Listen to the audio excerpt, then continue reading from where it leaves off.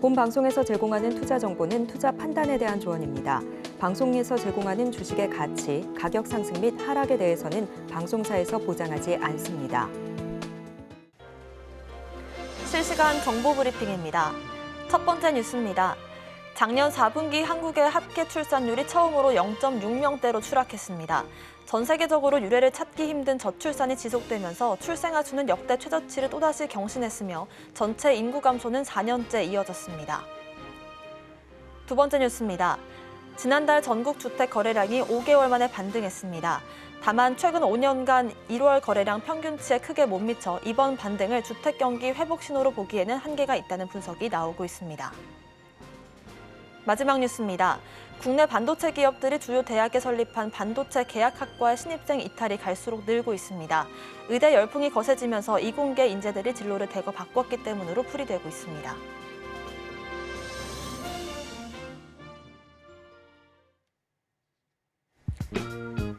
시장의 흐름을 파악하고 수익의 시그널을 읽어라. 마켓 시그널 온앤오프 진행의 문다연입니다.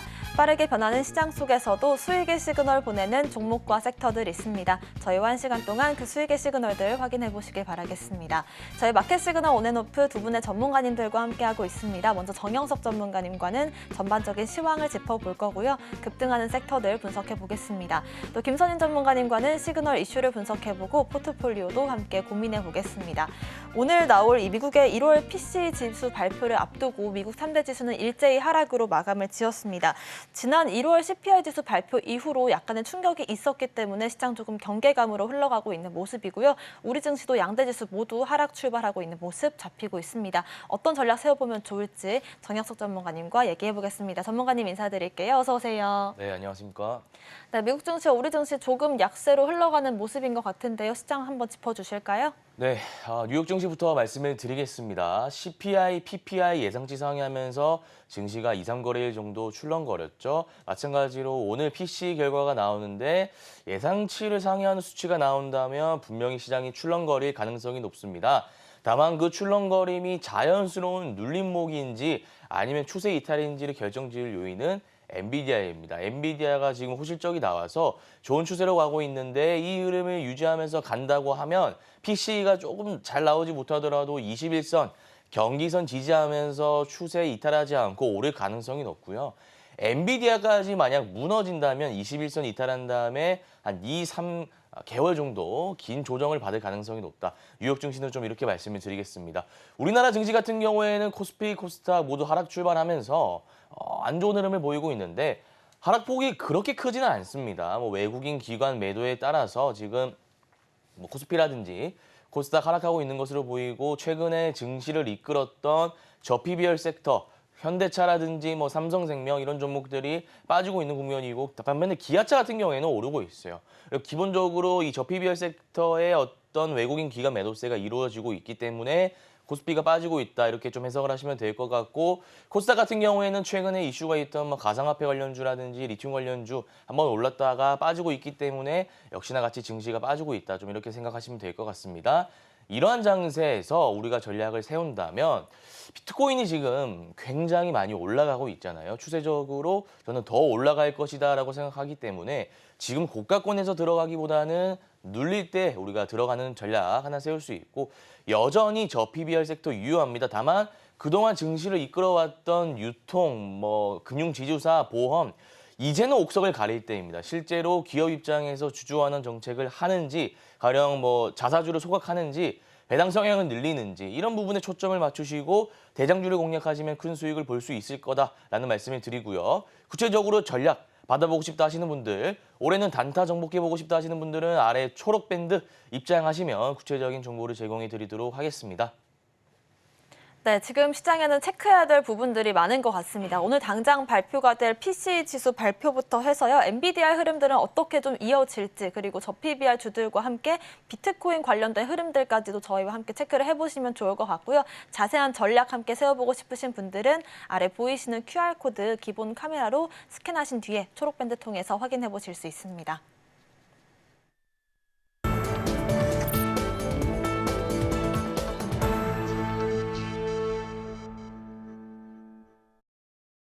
지금부터는 시장에 상승 중인 섹터들 분석을 해보겠습니다. 앞선 시황에서도 말씀해 주셨지만 비트코인이 3년 만에 신고가를 만들었습니다. 한화로 8천만 원을 훌쩍 넘겨줬고 달러로도 6만 달러를 넘기는 모습이 나왔는데 앞선 시황에서는 한 차례 더 상승이 나올 수도 있다라는 말씀 주셨고 저희가 사실 2월 중순에 우리기술 투자를 공략주로 제시를 해드렸었거든요. 오늘 좀 관련주들 급등이 나와주고 있는데 앞으로 어떤 흐름 좀 기대를 해볼 수 있을까요? 네, 가상화폐 섹터 현재 모멘텀은 크게 두 가지가 있습니다. 27개월 만에 6만 달러를 돌파했고요. 추가적으로 이 엔비디아의 시총도 넘어섰습니다. 여러 가지 모멘텀이 나오고 있는 상황 속에서 반감기 이슈도 있기 때문에 가상화폐 섹터가 한번 더 상승할 수 있다. 제가 이렇게 전망을 하고 있고 구체적인 부분은 일봉 차트를 보면서 좀 상세히 말씀을 드리도록 하겠습니다.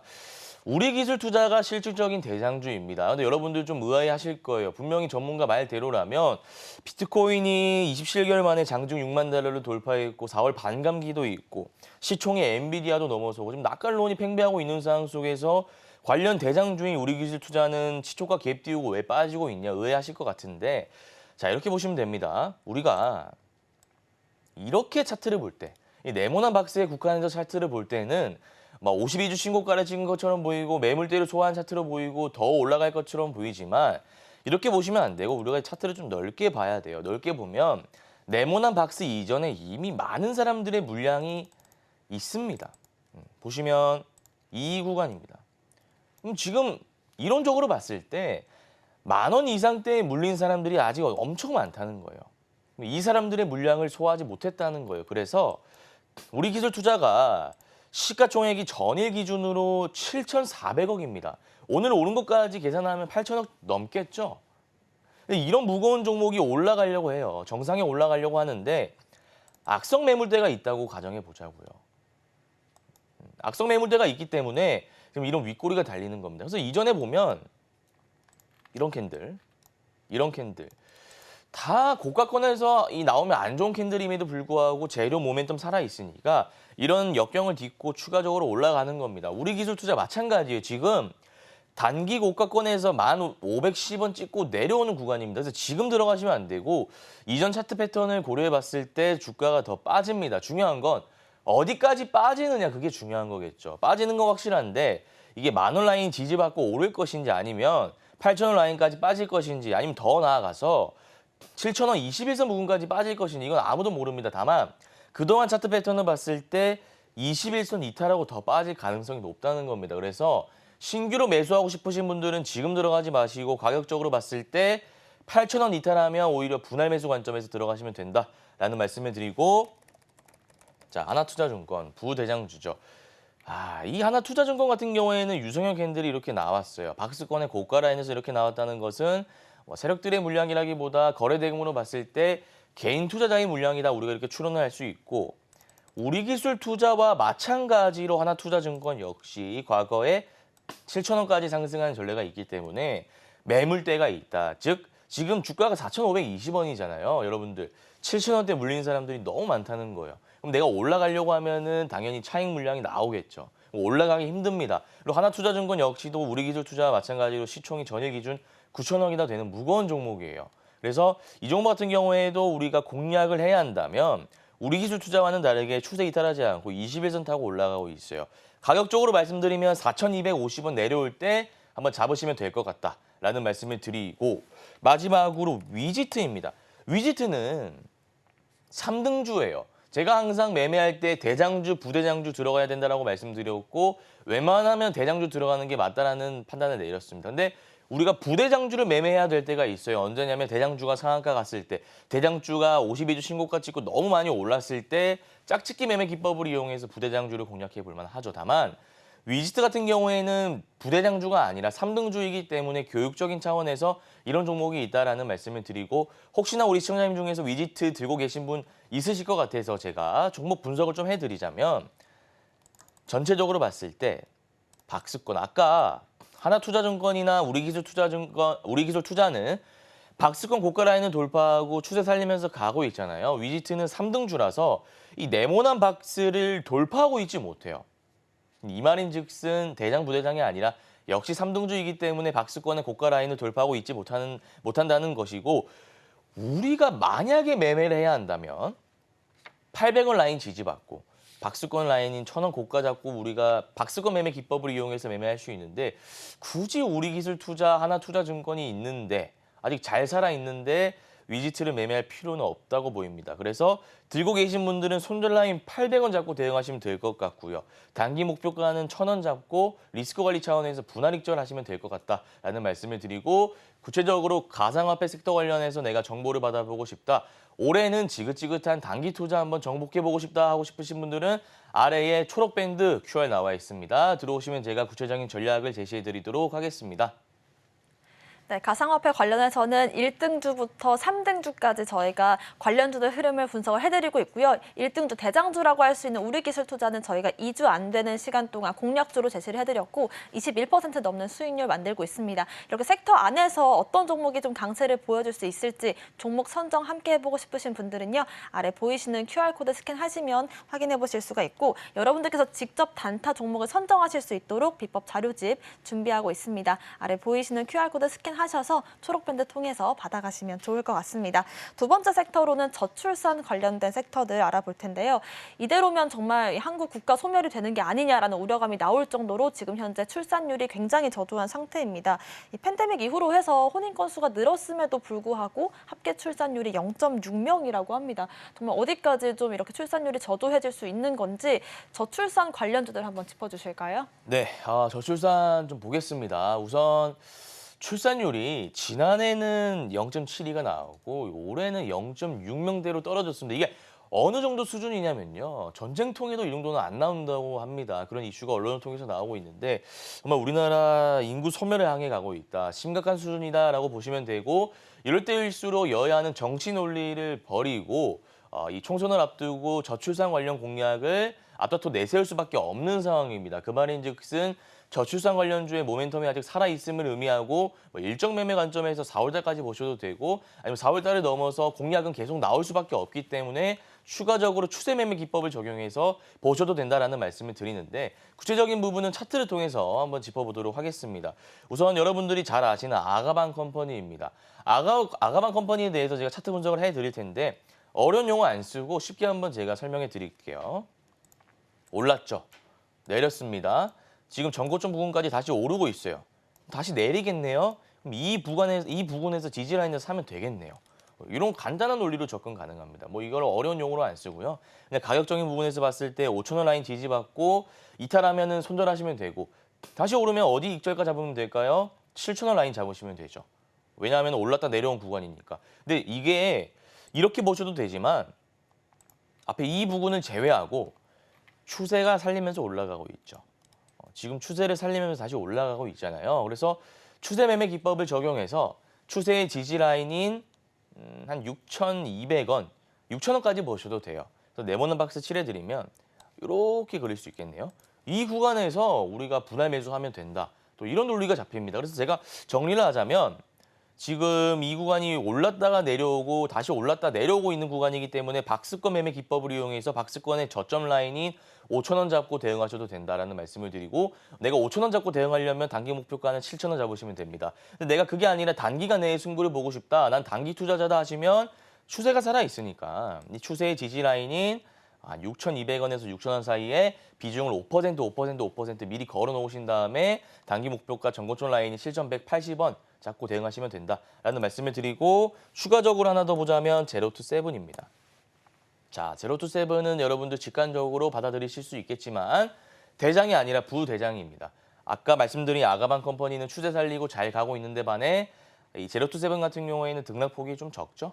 그래서 이 종목 같은 경우에는 대장이 아니라 부대장이다라고 보시면 되고 아까 가상화폐 섹터 말씀드렸지만 우리가 부대장 매매한 것은 하나밖에 없어요. 대장주가 상한가 쳤거나 너무 많이 올랐을 때 짝짓기 매매 기법을 이용해서 그 대장의 흐름 따라 매매하는 기법인데 지금 대장이 그렇게 많이 오르고 있지 않으니 제로투세븐 같은 경우에는 나중에 아가방 컴퍼니가 상한가에 도달한다든지 좋은 흐름으로 가고 있을 때 짝짓기 매매 기법 이용해서 돌파 매매로 들어가시면 돼요. 근데 이거는 스캘핑 기법을 적용해야 되기 때문에 손이 느리신 분들은 접근하지 마시고 웬만하면 안정적인 대장주 아가방 컴퍼니 들어가시는 게 맞다라는 말씀을 드리고요. 구체적으로 저출산 섹터 관련해서 정보를 받아보고 싶다, 단기 투자 한번 정복해보고 싶다 하시는 분들은 아래 초록 밴드 입장하시면 정보를 제공해 드리도록 하겠습니다.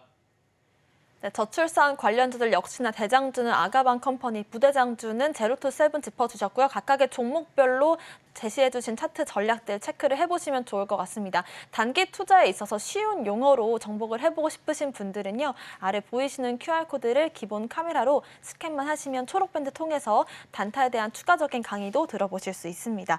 마지막 섹터로는 리튬 오랜만에 좀 들여다볼 텐데요. 그동안 굉장히 좀 지지부진한 흐름들을 보여왔던 리튬 관련주도 오늘 좀 반등을 보여주고 있습니다. 리튬과 니켈 가격이 아무래도 바닥을 찍었다라는 인식이 나온 것 같은데 정말 바닥을 찍은 게 맞다면 관련주들 지금부터 좀 랠리를 달려갈 수 있을까요? 네, 우선 리튬 섹터 한번 보겠습니다. 모멘텀 두 가지가 있습니다. 최근 언론을 통해 이슈가 나오고 있는데 가격이 바닥이 아니냐 하는 그런 전망이 나오고 있고 추가적으로 이 리튬 부족 현상이 지금 나타나고 있습니다. 이렇게 되면 채굴 확보 경쟁이 가열되면서 관련지들 움직임을 한번 받을 수 있는 모멘텀이 된다. 이 정도 짚어드리고 구체적인 부분은 차트를 통해서 한번 말씀을 드리겠습니다. 미래나노텍이 우선 기존의 대장이었어요. 미래나노텍이 기존의 대장이었는데 보시면 이때 많이 올랐잖아요. 네모나박스 보면 되게 많이 올랐습니다. 이때 2차 전지 관련 붐이 불면서 역시 이 미래나노텍 리튬 관련주 역시도 많이 올랐는데 최근 리튬 가격이 빠지면서 그 그대로 반영해서 추세 하락이 이어졌어요. 그리고 나서 지금 장기 이평선 수렴 구간 돌파한 다음에 이렇게 올라가고 있는데 제가 길게 좀 말씀을 드리겠습니다. 우선 이 캔들 안 좋은 캔들은 아닙니다. 당연히 앞에 악성 매물들 네모나박스가 다 물린 사람들이에요. 물린 사람들이 있다 보니까 주가 올라오면 감사합니다 하고 팔지 않겠어요? 지금 기간이 1년, 2년이나 됩니다. 1, 2년 기다렸다가 내 평단가 오면 그거 버티지 못합니다. 그래서 자연스럽게 그 물량을 받아내는 캔들이다 보시면 되고 추세는 살아 있습니다. 다만 우리가 단기 투자 관점에서 접근해 볼 때 분봉상으로 말씀드릴게요. 오늘 자 이렇게입니다. 시초가에 갭 띄운 다음에 상승을 유도해요. 그 다음에 쭉 빠집니다. 그러나 다시 반등할 것을 기대하고 이 부분에서 샀던 사람들은 몰리게 되는 거예요. 손절을 안 했으면 추가적으로 더 빠지죠. 이런 현상이 왜 생겼냐. 초반에 일단 우리기술투자라든지 하나투자증권과 같은 가상화폐 섹터에 돈이 몰렸습니다. 그 말인즉슨 수급이 분산됐다는 거죠. 초반에 스펙주 돈 몰렸고요. 가상화폐 섹터 돈 몰렸고 추가적으로 리튬 관련주의 수급이 몰렸습니다. 우리가 단타 치려면 섹터의 수급이 집중될 때 그 대장을 공략하는 게 맞는데 리튬 같은 경우에는 수급이 분산됐기 때문에 미래나노텍이 올랐다 빠졌다 이렇게 생각하시면 되고 추가적으로 기이한 현상이 하나 더 있는데 자 리튬 포어스입니다. 이것도 리튬 관련주인데 보시면 기존의 대장이 아니에요. 여러분들 다시 한번 짚어드리면 미래나노텍 일봉 차트고요. 이런 차트고 우리 리튬 포어스 같은 경우에는 이런 차트예요. 그럼 당연히 대장은 미래나노텍이잖아요. 시장 참여자들이 인식하기에 미래나노텍이 대장이니까 오늘 리튬 이슈 나와서 미래나노텍 가겠지 이런 이슈를 생각해서 단타 진입한 겁니다. 근데 미래나노텍이 아니라 리튬 포스가 갑자기 이렇게 올라버려요. 아까 이렇게 올랐다가 미래나노텍 같은 경우에는 빠졌죠. 그러면 리튬 포스 같은 경우에도 같이 빠져야 되는데 올랐단 말이에요. 이게 기이한 현상이라는 거예요. 이게 따라하기 힘들다는 겁니다. 그래서 오늘 단기 투자 난이도가 굉장히 높았다. 지금 뭐 스펙주가 갑자기 200% 이상 오르고 가상화폐에 돈 몰렸다 빠지고 리튬에도 돈이 몰렸다가 대장주가 빠지니까 자연스럽게 부대장이 3등주 리튬 포스라든지 뭐 하이드로 리튬이 빠져야 되는데 이거는 여기서 다시 반등했다는 겁니다. 그래서 이 굉장히 난이도가 오늘 높았다라는 말씀을 드리고 하이드로 리튬 같은 경우에도 자 보시면 일봉 차트 한번 볼게요. 일봉 차트 보시면 미래나노텍과 다르게 굉장히 바닥 구간이에요. 악성 매물대 굉장히 많고요. 자, 다 매물입니다. 가격적으로 말씀드릴까요? 16,000원부터 해서요. 아니, 10,000원부터 해서요. 6만 원까지 물려 있는 사람들이 있어요. 팔지 않고. 근데 지금 주가가 얼마인가요? 7,190원입니다. 그럼 이게 올라오려고 해도 올라올 수가 있을까요? 장기 이평선 저항 구간 있죠. 앞에 6만 원대 악성 매물대가 있습니다. 올라오려고 해도 찍어 누르는 물량이 너무 많다는 겁니다. 그래서 이 종목 같은 경우에는 대장이 아니라 3등주예요. 자, 그런데 우리가 오늘 단기 투자 관점에서 데이 트레이딩 관점에서 들어갔다고 가정해 볼게요. 미래나노텍이 대장이라 생각해서 다 미래나노텍 들어갔다가 주가가 빠지니까 이 부분에서 미래나노텍 아까 손절을 다 했잖아요. 근데 대뜸 하이드로리튬이나 리튬 포스가 여기서 오른다 이겁니다. 적당히 2, 3% 오른 것도 아니고요. 거의 뭐 10% 이상 올랐어요. 그래서 이거를 체크하신 분들은 많이 없을 거예요. 이거는 저도 체크를 못했습니다. 그래서 오늘 난이도가 굉장히 높은 시장이었다라는 말씀을 드리고 제가 여기서 리튬 관련 섹터 전략을 하나 세워드리면 하이드로 리튬이랑 리튬 포스는 들어가지 마시고요. 미래나노텍 보면 지금 윗골이 달린 어떤 뭐 팽이형 캔들이 만들어지고 있는데 만약에 오늘 캔들이 이렇게 마감을 한다면 나쁜 캔들은 아닙니다. 이때 보시면 이 캔들 똑같은 캔들이죠. 똑같은 캔들 나온 다음에 11선 부근까지 조정이 나왔어요. 리튬 역시도 가상화폐라든지 반도체, 바이오 여러 가지 섹터가 아직 살아있기 때문에 필연적으로 조정을 받을 수밖에 없습니다. 그럼 가격적으로 말씀드리면 한 2만 원 부근까지 떨어질 수밖에 없을 거예요. 그러면 지금 들어가지 마시고 조정을 받을 때 2만 원 부근까지 떨어질 때 분할 매수 관점에서 들어가신다면 추가적으로 단기 목표가 2만 5천 원 잡고 대응하시면 큰 수익을 볼 수 있겠다라는 말씀을 드리고요. 구체적으로 내가 리튬 관련 섹터 전략 받아보고 싶다 하시는 분들은 아래 초록 밴드 입장하시면 구체적인 전략을 제시해 드리도록 하겠습니다. 네, 리튬 관련주들 정말 오랜 기간 쉬어갔기 때문에 이미 보유 중이신 분들도 고민이 깊으실 것 같은데 매매 전략들 참고를 해보시면 좋을 것 같고요. 저희와 함께 매물대 분석해보고 싶으신 분들은 정영석 전문가님의 비법 자료집 초록밴드 통해서 받아가시면 단타 정복해보실 수 있을 것 같습니다. 아래 보이시는 QR코드 스캔해보시면 좋을 것 같고요. 저희 다음으로는 알아볼 종목들 한번 살펴보겠습니다. 오늘의 공략주 바로 한번 짚어볼까요? 네, 오늘의 공략주는 현대차라는 종목입니다. 사실 제가 단기 투자 성향을 가지고 있고 웬만하면 대형주 안 합니다. 대형주 가지고는 단기 투자할 수 없기 때문인데요. 최근에 모멘텀이 너무 좋아서 단기 투자 전문가인 제가 모멘텀 이거 봤을 때 장기 투자도 가능하겠다 싶어서 현대차라는 종목을 가지고 왔고 크게 뭐 세 가지가 있습니다. 우선 배당 성향 25% 해마다 자사주 1%씩 소각이라는 목표를 가지고 현대차가 가고 있습니다. 실질적으로 밸류업 실망 매물이 나오고 있는 시점에서 기업 입장에서 실제로 이 환원 정책을 한다. 여기에 이 투자자들은 초점을 맞추고 있는 상황입니다. 그래서 밸류업 기대감이 살아있다 보시면 되고 외국인 기관 투자자들이 대량 순매수하고 있습니다. 기술적으로 보면 52주 신고가 찍고 단기, 중기 이평선 수렴 구간, 정배열 구간입니다. 이런 구간에서 우리가 매수를 한다면 큰 수익을 볼 수 있겠다라고 제가 판단을 해서 현대차라는 종목을 들고 왔고 차트 보시면 일봉 차트인데 네모난 박스가 중요한 구간이죠. 왜 이때가 중요하냐? 긴 박스권 구간의 물량을 다 소화했습니다. 누가? 외국인 투자자가요. 그래서 지금 외국인 투자자가 현대차 이탈하지 않고 계속 들고 있습니다. 사고 있습니다. 그래서 차트가 어떻든 뭐가 어떻든 모멘텀 살아있고 외국인 투자자 살아있기 때문에 우리가 충분히 지금 높은 가격이라고 생각하는 구간임에도 불구하고 수익을 볼 수 있다는 말씀을 드리고 이왕이면 우리가 평단을 좋게 가져가는 게 좋잖아요. 21선 부근 한 24만 원대 들어가시면 목표가 30만 원 잡고 우리가 큰 수익을 볼 수 있다. 좀 이렇게 좀 전망을 하고요. 구체적으로 현대차 관련해서 정보를 받아보고 싶다 하시는 분들 나는 현대차 말고 단기 투자해보고 싶다 하시는 분들 모두 좋습니다. 아래 QR코드 나와 있어요. 초록밴드 입장하시면 제가 정보를 좀 제공해 드리도록 하겠습니다. 네, 현대차 같은 경우에 또 대형주라고는 믿을 수 없는 그런 급등 차트들이 나오고 있는데 이탈되는 물량 없이 외국인들의 수급이 이어지고 있기 때문에 저희와 함께 지금 공략 시점 체크를 해보시면 좋을 것 같고요. 아래 보이시는 QR코드 스캔하고 들어오시면 매일 장 전에 오늘 공략할 수 있는 급등주들 함께 체크를 해보도록 하겠습니다. 오늘 말씀 주신 정영석 전문가님과는 여기서 인사드릴게요. 고맙습니다.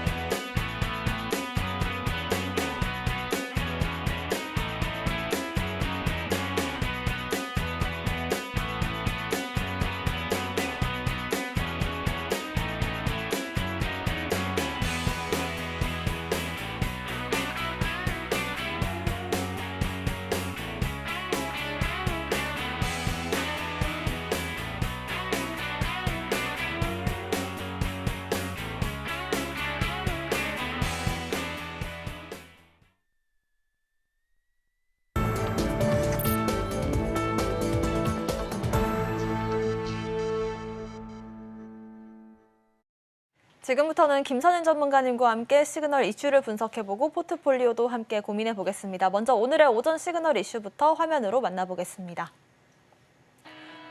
오늘의 오전 시그널 이슈는 셧다운 우려감 다음 주까지 지속 예상입니다.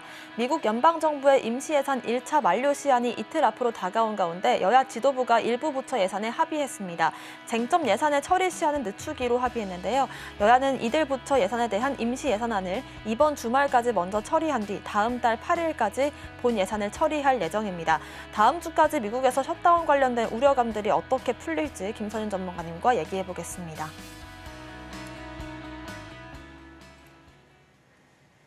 저희가 이번 주에 좀 중요하게 보고 있는 이벤트가 이 셧다운 우려감이 어떻게 해소될지 이런 부분들인데요. 3월 1일과 3월 8일을 중요한 일자로 꼽아주셨습니다. 다음 주까지는 좀 지켜봐야 될 것 같다라는 얘기를 해주셨는데 어떤 흐름 좀 이어질까요?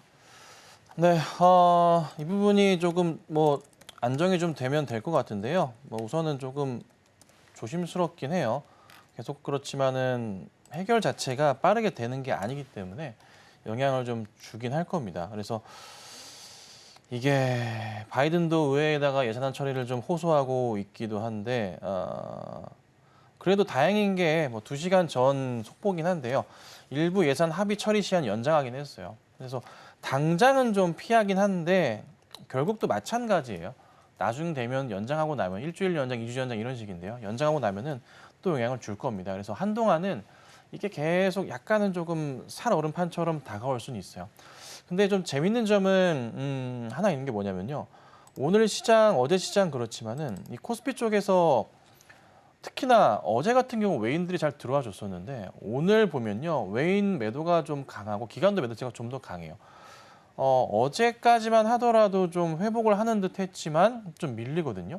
특히나 이제 어제 시장에서 막판까지 잘 올랐었던 종목들 보면은 저 PBR 관련주로 해서 흐름이 괜찮았었어요. 특히나 이제 삼성 생명 같은 종목이 대표적으로 좀 급등이 나기도 했고 어제 그리고 삼성 물산 같은 경우에도 꾸준한 흐름이 좀 나왔었고 어저께 반등 나왔고요. 현대차 같은 경우도 되돌림이 좀 나왔었죠.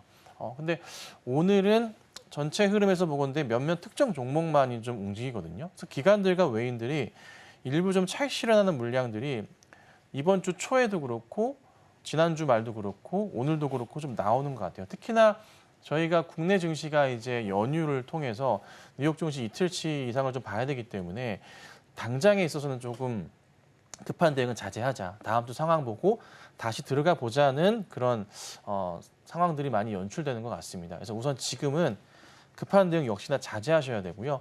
3월 달 감사보고서 시즌이기 때문에 그 영향도 무시할 수 없어요. 특히나 이제 우선 최근 들어서 보셔야 될 게 이 테마주 급등주들이 많이 움직인단 말이에요. 그래서 그런 종목들도 바로 아침에 가다 바로 빠지거든요. 그래서 빨리 대응하셔야 돼요. 그래서 비중은 가능한 작게 대응하시고 적은 투자금으로 당분간 유지하시는 게 좋지 않을까? 이 정도만 우선 말씀드려 보겠습니다.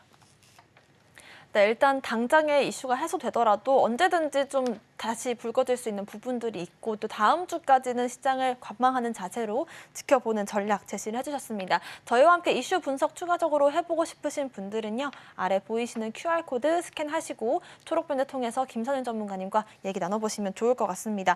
저희 종목 이야기 해볼 텐데요. 첫 번째 종목으로는 기아부터 짚어보겠습니다. 저희가 저PBR 관련주들 현대차도 큰 수익을 안겨드렸고 기아 같은 경우에도 저희가 작년부터 해서 쭉 리딩을 이어오고 있는 종목인데 55% 넘는 수익률을 이미 만들고 있거든요. 아무래도 이 기업 밸류업 프로그램 이후로 해서 완성차만이 좀 반등을 잘 가고 있는 것 같습니다. 앞으로 어떤 전략 펼쳐볼까요? 네, 기아를 제가 이제 작년 하반기 때 추천을 드리고 꾸준하게 좀 보유하시는 관점으로 말씀드렸어요. 올해 작년 말에 말씀드렸던 게 9월 달쯤 말씀을 드렸는데 그때 당시 말씀드렸던 게 뭐였냐면은 최소한 연말까지나 내년 상반기, 내년 초까지는 보시면 됩니다라고 말씀을 드렸습니다. 그때 9월 19일이네요. 날짜 보니까. 그때 기준으로 고가로 지금 55%가 좀 넘어갔는데요. 기아도 그렇고 사실 현대도 그렇고요. 현대차도 그렇고 현추이적으로 봤을 때 굉장히 조금 매력적인 상황이 연출되고 있습니다. 특히나 오늘 보면요.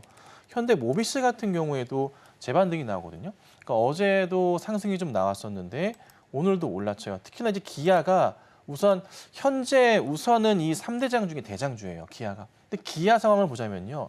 재밌는 부분이 포착이 되기 시작합니다. 뭐냐면 기아가 1월 말부터 급등이 나왔죠. 급등이 나오고 거의 한 달 가까운 이 횡보를 보였어요. 그렇죠? 횡보를 보였는데 이 작은 박스 자리를요. 드디어 오늘 돌파를 하기 시작합니다.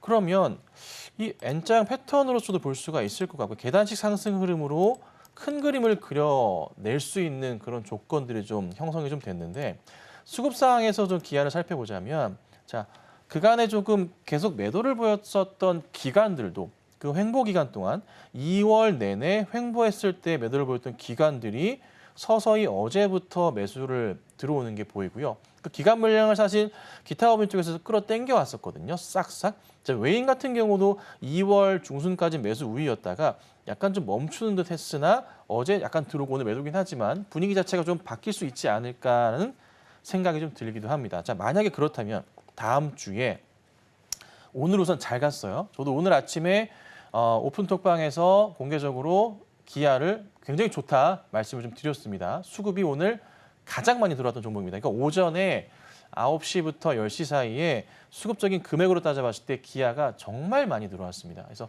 기아가 아마도 추세를 이어가면서 더 가지 않을까라는 생각이 들거든요. 근데 여기서 이제 더 가면 어디까지 갈까 싶긴 한데 사실 위에 때 가격은 없습니다. 지금부터 사실 신고가죠. 누구나 수익이 나고 계신 그런 좀 자리이기도 합니다. 근데 더 간다면 저 PBR 기준으로 해서 따져본다면 기아는 최소한 여기에서 20만 원 정도까지는 올라가 줘야 됩니다. 보수적으로 접근해 보더라도요. 15만 원 정도 선까지는 천천히 올라가 줘야 정상일 겁니다. 그래서 기아 홀딩 하시면 되고 자, 이제 현대차 보죠. 딱 기아 없어 현대차 어떻게 할까요? 궁금하실 거예요. 자, 현대차 어제 급등 나왔습니다. 제가 이제 단기로 보유하실 분들은 사실 지난주나 이번 주 초에 정리하셔도 상관없어요. 지난주 파셔도 됩니다. 밸류업, 기업 밸류 프로그램 때문에 조정이 나올 수 있습니다. 말씀드렸잖아요. 근데 그게 아니라 버티시려면은 그냥 가져가세요. 말씀을 좀 드렸죠. 현대차 충분히 큰 그림 그릴 수 있다고 말씀드렸어요.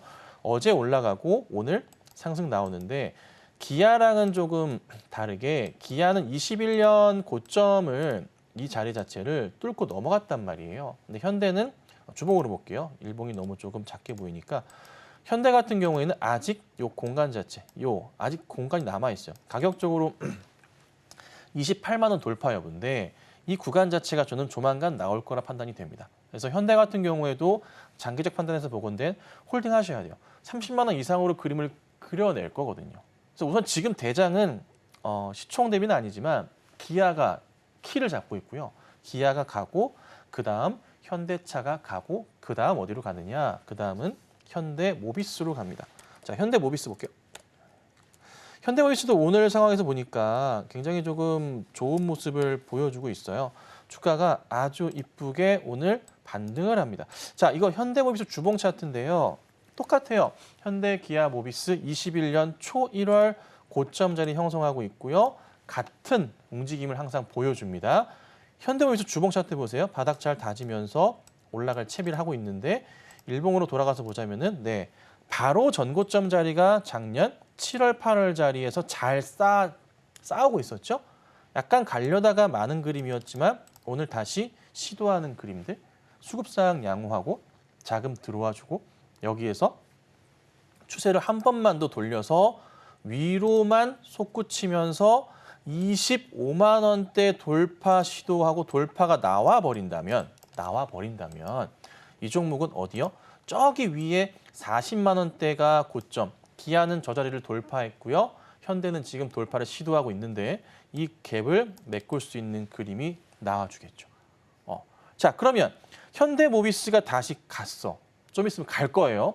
모비스가 막 튀어 올라갑니다. 간다 말씀드렸어요. 그러면 또 뭘 봐야 되냐? 일로 와야죠. 어디로 갑니까? 현대 제철로 오셔야 됩니다. 자, 현대제철 같은 경우도 역시나 저 PBR 종목으로 주목을 받고 있고요. 현대랑 기아 대비해서 조금 늦게 움직이지만 이 회사들이 실적이 좋다는 것 자체가 현대제철 당연히 실적이 좋다는 겁니다. 그렇죠? 그럼 현대제철은 무슨 어디까지 봅니까? 바닥에서 가고 있고요. 전고점 자리 여기 4만 원대까지 우선 우리가 기대해 볼 수가 있는 상황이 됩니다. 그래서 우선은 완성차가 가는 거고 그다음 부품주 가는 거고 자연스럽게 이쪽 제철 쪽으로 갈 수밖에 없다는 거. 요거를 꼭 기억하시고 대응하시면 되고요. 우선은 기아가 핵심입니다. 그래서 오늘 아침 기아 저도 잘 말씀을 드렸던 것 같고 현대도 같이 갈 거니까 걱정 마시고 관련주들은 꼭 홀딩을 하고 가져가신다면은 투자하기에 굉장히 좋은 전략이 아닐까라고 좀 말씀드리겠습니다. 네, 기아와 현대차 모두 저점에서 저희가 공략을 해서 지금까지 홀딩하는 전략 쭉 이어왔던 모습들 체크를 해보실 수가 있었고요. 기아가 이끌어가고 그 다음은 현대차, 현대모비스까지 이어지는 흐름들도 저희와 함께 진행해보시면 좋을 것 같습니다. 이렇게 기아 첫 번째 종목으로 알아봤고요. 두 번째 종목으로는 하이드로 리튬 살펴보겠습니다. 차트를 보면 정말 오랜 기간 쉬어갔던 종목인데 사실 리튬과 니켈 가격이 바닥을 찍었다라는 분석들이 나오면서 리튬주들도 반등을 보여줄 수 있을지 좀 기대를 받고 있습니다. 하이드로 리튬도 한번 차트 분석해 주실까요? 네, 이게 최근에 보면은 그 리튬 가격 자체가 서서히 조금 반등을 좀 하고 있어요. 제가 우선은 사이트를 하나 보여드릴게요. 이게 이제 한국 그 코미스 사이트인데요. 리튬 보여주는 사이트입니다.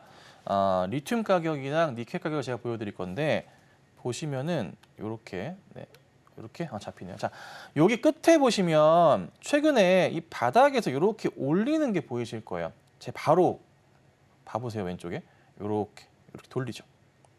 그렇죠? 그러니까 최근 저기 바닥에 있다가 이렇게 올라왔어요. 이게 이제 리튬 가격이에요. 많이 올라왔어요. 많이 죽어 있었어요. 이걸 더 당겨 볼게요. 1년치로 검색을 해보자면은 이런 상황이었어요. 많이 안 좋았죠.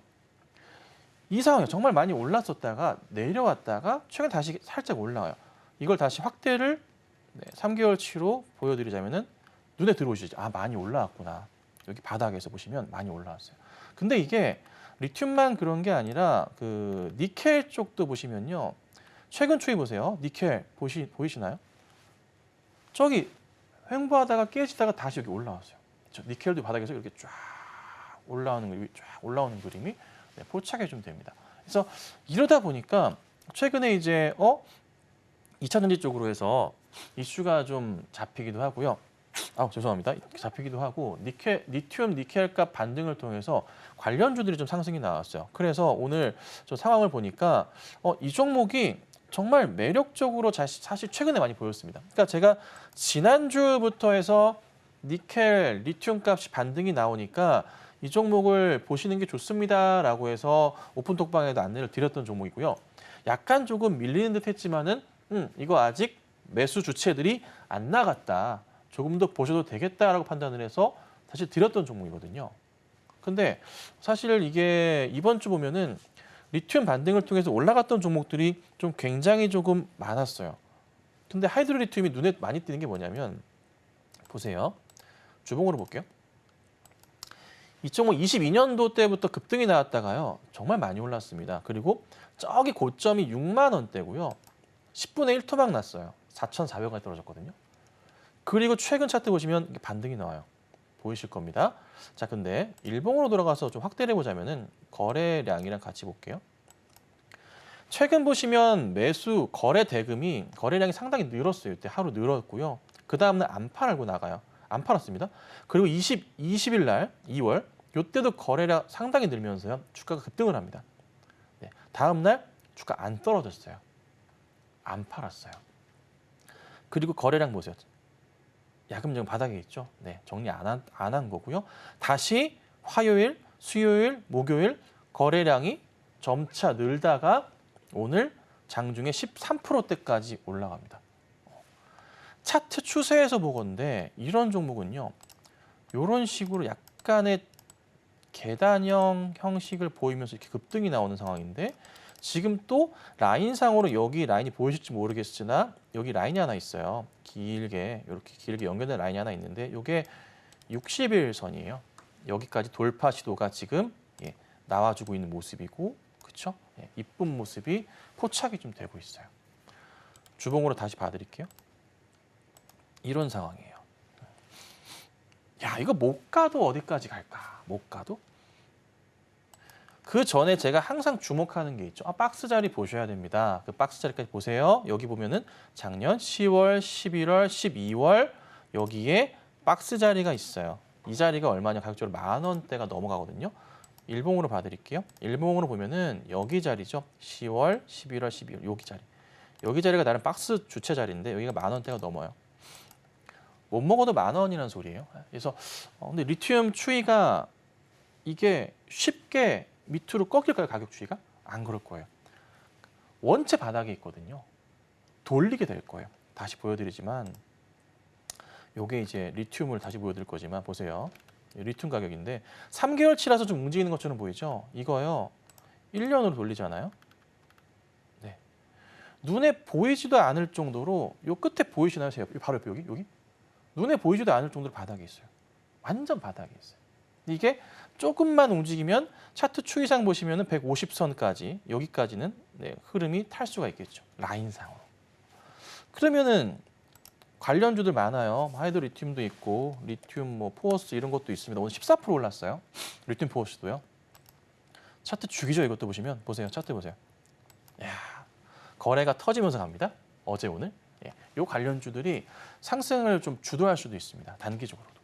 그래서 우선은 대장주격의 리튬 포어스가 먼저 움직이고 있어서 저도 이것도 좋구나 싶어서 보고 있는데 수급적인 상황과 시총 상황에서 보면요. 리튬 포어스는 시총이요. 어제 기준으로 2,000억이 좀 안 돼요. 그리고 하이드로 리튬은 어제 3,000억이거든요. 근데 시총 기준으로 따져봤을 때 거래 대금이 얘가 훨씬 하이드로 리튬이 무겁게 들어와요. 그러니까 쉽게 밑으로 안 꺾인다고 저는 봅니다. 그래서 이것도 우선 잘 봐주세요. 그래서 관심 종목으로 넣어두시고 지켜보시면 한 번에 추가 상승이 나올 수 있으니까 잘 수익 보고 나오시는 것도 괜찮지 않을까. 그래서 리튬 관련주들 짧게 말씀드렸습니다. 네, 리튬 흐름 자체가 좀 개선이 되면서 리튬 관련주들도 바닥에서 올라오는 흐름들 잡히고 있고 수급적인 부분에서도 하이드로 리튬 상승을 기대해 볼 수 있는 점 체크를 해보시면 좋을 것 같습니다. 리튬 포어스, 하이드로 리튬 같이 리튬 관련주들 자세한 전략 필요하신 분들은 아래 보이시는 QR코드 스캔하셔서 초록밴드 통해서 확인해 보시면 좋을 것 같습니다. 마지막으로 알아볼 종목은 페노션 짚어볼 텐데요. 벌크 중고선가 지수가 2011년 3월 이후로 13년 만에 최고치를 만들었다라고 하는데 이게 뜻하는 의미가 어떤 걸지도 좀 궁금하고요. 선박과 해운주들 어떤 흐름 보여줄지도 좀 기대가 됩니다. 어떻게 보실까요? 네, 이게 이제 벌크 중고선가 지수가 역대 최고치를 기록해요. 그러니까 페노션 자체에서 보유하고 있는 배들이 많은데요. 가격 자체가 올라가다 보니까 자산 가치가 좀 상승하는 그런 이슈로 좀 보시면 돼요. 그래서 나름의 조금 뭐라 그럴까? 뭐 하림 쪽에서 이제 뭐 여러 뭐 HMM 등등에서 이슈가 있었고 뭐 유상증자를 할 수도 있었고 이런 시끄러운 부분이 있었잖아요. 그런 부분들이 우선은 다 일단은 벗어 던졌단 말이죠. 그러면서 본연의 가치대로 주가가 좀 가는 건데 재밌는 점은 이게 사실 갈까 말까에 시끄러웠지만 기관 수급이 이래도 되나 싶을 정도로 정말 많이 들어와요. 이거 보시면 아시겠지만 금융투자, 보험, 투신, 연기금 쪽에서 매수가 들어오기 시작하는데 최근에 이제 한 달 동안의 매수세가 기관들이 1,980만 주예요. 1,980만 주. 하루 거래량이 어느 날은 이제 예를 들자면은 어제는 하루 거래량이 340만 주였어요. 근데 여기서 기관이 매수한 게 100만 주가 넘어요. 전체 거래량의 3분의 1 정도의 물량을 기관이 쓸어 당기는 모습이 나오기도 하고요. 참 대단합니다. 그래서 전체 흐름에서 이런 흐름들이 좀 많이 나와요. 그래서 오늘도 매수를 하거든요. 근데 오늘은 완전 투신권에서 이거를 끌어올려요. 시총이 작은 종목은 아니죠. 시총이 이제 어제 종가로 2조 4천억 정도가 되는 종목이에요. 그러면 고민을 해보자고요. 이거 움직여요? 아침부터 오픈톡방에서 방송에서 말씀드렸던 종목이기도 하고 같이 항상 이 종목을 좋아하시는 분이 계셔가지고 제가 보유하셔도 되겠다라고 해서 말씀을 드렸던 종목인데 오늘 급등이 나서 가지고 나온 건데 보시면은 전고점에 대한 부분이 몇 군데가 있어요. 9월 달이 있고요. 여기 그리고 12월 자리가 있어요. 여기 자리를 우선 어떻게 돌파할지 여부가 중요한데 우선은 이전이랑은 좀 다르게 그래도 조금은 더 튼튼하게 일전과 이때 올랐을 때랑은 다르게 튼튼하게 자리를 잡고 이걸 올리고 있거든요. 그러면 이번에는 가준다면은 여기 자리 돌파하면서 갈 수 있겠죠. 그래서 1차적으로 저도 목표가를 말씀드렸던 자리가 5,000원대 이상은 갈 것 같습니다. 네, 그 가격이 지금 다 왔어요. 다 와서 추가 상승이 나올 가능성을 좀 봐야 될 것 같긴 해요. 추가 자리로 보면은 그 전에 나름 박스 자리를 찾아봐야 되는데 약간 난해하긴 합니다. 그런데 그래도 한번 봐볼 자리가 어디냐. 바닥은 이렇게 형성이 됐고 고점은 또 이렇게 형성이 좀 되고 있는 걸 보아하니까 다음 고점으로 볼 수 있는 자리는 5,000원 돌파하고서 한 5,500원에서 6,000원 사이 여기 자리가 눈에 좀 들어오네요. 그래서 이 자리는 또 보시면은 여기 작년 상반기 때 나름의 그래도 횡보하면서 박스 그렸던 자리가 5,000원대 후반 자리가 나오거든요. 그래서 여기 자리가 2차 목표가 될 수 있을 것 같아요. 그래서 페노션 같은 경우 보여 계신 분들 좀 많으실 건데 반등 제대로 나오고 있습니다. 그래서 급하게 정리하시는 건 아닌 것 같고요. 좀 보유를 하시면서 가시고 추가적으로 급등이 좀 나올 가능성이 있기 때문에요. 다음 주에 상황 보고 대응해 보시는 게 어떨까. 그래서 오늘은 우선은 홀딩하는 전략은 필요하겠다. 이 정도 말씀드리겠습니다. 네, 페노션을 비롯한 해운과 선박 관련주의 흐름도 저희와 함께 체크를 해보시면 좋을 것 같고요. 앞으로의 흐름 기대가 된다라는 점도 말씀해 주셨으니까요. 아래 보이시는 QR코드 통해서 자세한 전략 함께 세워보시길 바라겠습니다. 저희와 함께 하실 수 있는 방법 다시 한번 화면으로 정리해 보겠습니다.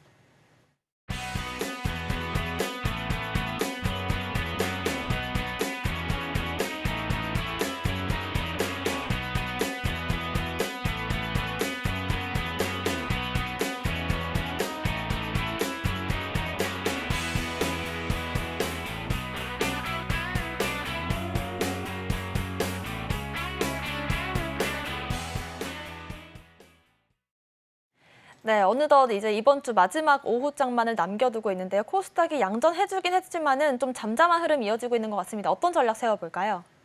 네, 자 오늘은 좀 아쉽게도 그 시장에서 외인과 기관들의 좀 매도세가 좀 많습니다. 특히나 이제 금융투자 쪽에 매도세가 좀 잡히고 있긴 한데요. 뭐 차익 비차익 쪽에서도 물량이 나오긴 한데 뭐 그렇게 많지는 않아서 우선은 뭐 그냥 현물 쪽 매도세가 좀 있는 것 같아요. 그래서 우선 당장은 이게 다음 주, 이번 주 저희가 연휴기 때문에 그 영향 따라서 조금 시장이 약간은 주저앉을 수 있다 하고 판단을 하는 것 같아요. 기관들 자체도 외인들 자체도. 그래서 조금 우선은 살짝 피해보자 이런 상황입니다. 근데 코스피 지수 보시면 아시겠지만은 어제 반등 돌려놨어요. 21선 깨지 않겠다는 의지가 좀 보였거든요. 21선 라인 자체가 얼마냐면 2,600 한 20포인트 정도가 돼요. 근데 만약에 여기 라인을 깨고 내려간다면은 한 2,580선 정도까지 열려 있긴 해서 조금 위태위태한 자리긴 하지만 그렇게 사실 뭐 프로그램도 그렇고 매도 상황이 저는 나쁘진 않다고 보기 때문에 반등 그림을 보시는 게 맞아요. 빠지더라도 2,600 부근에서 그냥 왔다 갔다 하는 정도가 되지 않을까 싶습니다. 그래서 다음 주에 만약에 저희가 이 뉴욕 증시가 이틀간 조금 많이 빠져버리게 된다면은 다음 주 영향을 좀 받긴 하겠지만은 그럴 가능성이 우선 당장은 없을 것 같아요. 셧다운 우려감 자체가 조금은 뒤로 밀렸기 때문에. 그래서 다음 주에 양호한 모습 보이지 않을까 싶어서 오늘 시장 뭐 이번 주 마지막 시장이지만은 어찌 됐든 잘 그냥 차분하게 지켜보시면 되겠다. 걱정은 없다. 그래서 다만 오늘 오후장 끝까지 해서 아마도 테마주들 급등주 종목들이 밀릴 수가 있으니까 그런 종목들은 가능한 상황 보시면서 빠른 대응하시는 게 좋겠습니다. 네, 크게 시장에 걱정할 만한 부분은 없지만 급등 테마들이 단기적으로 눌림을 줄 수 있다는 점 오후장에서 체크를 해보시면 좋을 것 같습니다. 아래 보이시는 QR코드 통해서 자세한 전략 함께 세워보시면 좋을 것 같고요. 오늘 방송의 핵심 내용 화면으로 정리해 보겠습니다. 마켓 시그널 온앤오프 오늘의 핵심 정리입니다. 오늘 장 상승 섹터로 가상화폐와 저출산 관련주들, 리튬 가격과 함께 리튬 관련주들 짚어봤습니다. 오후장에서는 단기 테마주들의 급등락을 주의하며 지켜보겠습니다. 오늘의 공략주는 현대차 알아봤습니다. 저희가 방송 중에 드리는 정보는 전문가님들의 조언일 뿐입니다. 참고만 하시길 바라겠고요. 서울경제TV와 서울경제신문을 사칭한 피해도 유의하시길 바라겠습니다. 오늘 저희가 준비한 소식은 여기까지입니다. 시청자 여러분 고맙습니다.